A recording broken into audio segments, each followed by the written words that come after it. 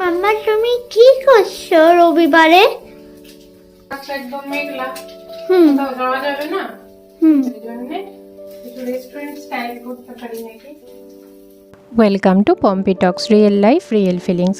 আজ সকাল থেকেই আকাশের মুখটাও ভার, আর সত্যি বলতে আমার শরীরটাও কদিন ধরে খুব একটা ভালো নেই।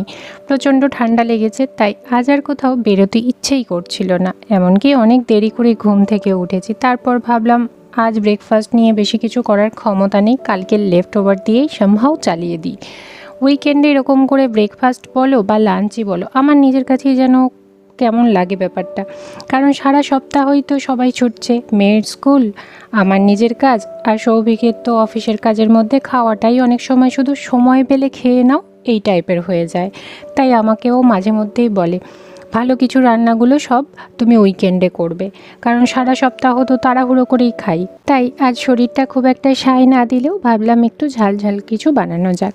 ঠান্ডা লেগে যখন কিছুই খেতে ইচ্ছা করছে না, তখন মনে হলো কুংপাও চিকেন হলে কেমন হয়। ব্যাস রান্নাঘরে ঢুকে বললাম, সঙ্গে বানিয়ে নিলাম একটা রাইস, যাতে পুরো খাবারটা একটু জমিয়ে হয়।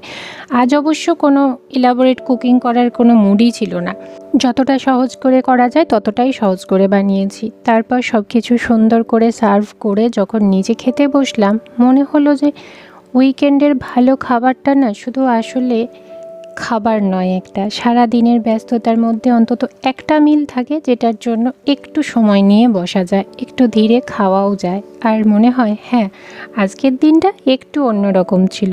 শরীর খারাপের দিনেও যদি নিজের জন্য আর নিজের মানুষগুলোর জন্য একটু ভালো কিছু করে ফেলতে পারি, তাহলে বোধহয় উইকেন্ডটা একেবারে নষ্ট হয়ে যায় না।